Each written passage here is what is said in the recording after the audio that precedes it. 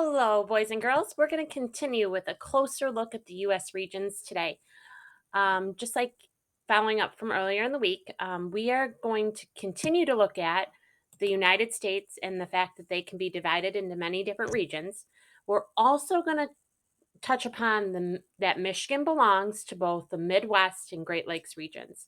Now, again, why? Because geographers ask questions about location, place, human interaction, movement, and regions. We know that Michigan can be divided itself into regions.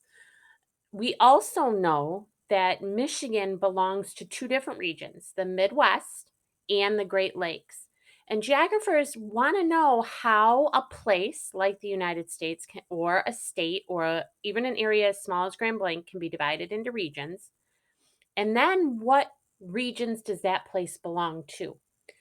So, yesterday on Tuesday, or Monday, sorry, we talked about that the climate was one way we could divide the United States, different climates. Here is another way that people have divided the United States. They have divided it based on those mountains regions, the plains, the Midwest, what Michigan, Wisconsin, Ohio, Indiana fall into, the Southeast and Southwest. This is just another way that people divided it. Now, you're going to see a lot of these maps, okay? And I have too. And the United States, one way is to break it up into five regions. And you can see where the mitten is. The mitten is in the Midwest. We have the Northwest in green, the Southeast in red, the Southwest in blue, and then the West would actually includes Hawaii and Alaska in like a purple color. And why we break that up is they're kind of located in the same part of the country as other states. When you when you're looking at a region, they have similar landforms, climate, natural resources, obviously. Um, People in that area generally live and earn a living a certain way. Um, and they share sometimes historical things about the states which make up regions. So that's one way you can divide the states. Now, another way that you may see a lot is the eight regions, which it just takes some of them and splits them up even further. Like it takes that big west and makes it the mountains because we know that there's a mountain range there. It takes that Pacific area and because it's by the Pacific Ocean. So if you remember that, that's another way.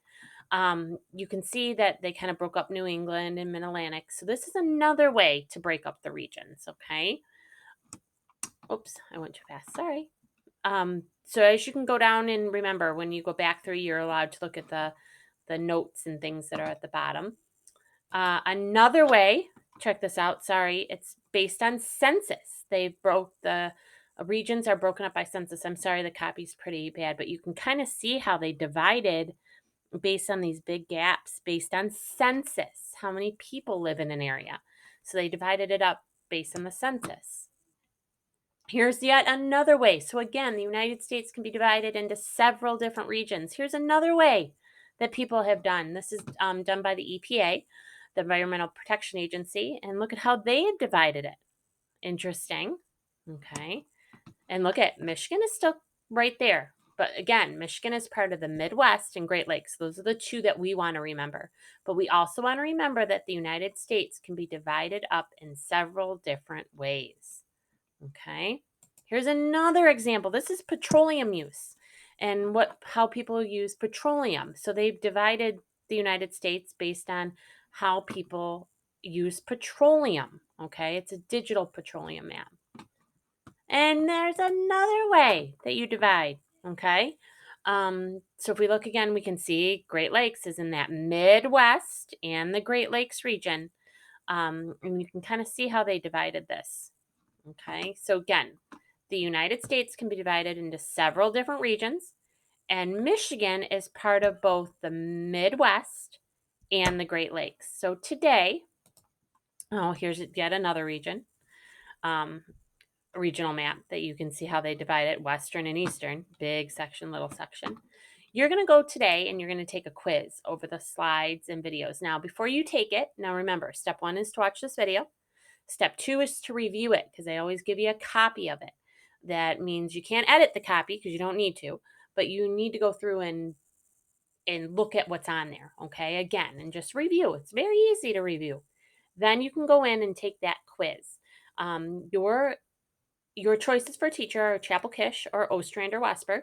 And I want you to pick your teacher and then go through. There's 5 true and false questions that if you've listened to the 2 videos and you reviewed, you should do perfect on. I will see you next week.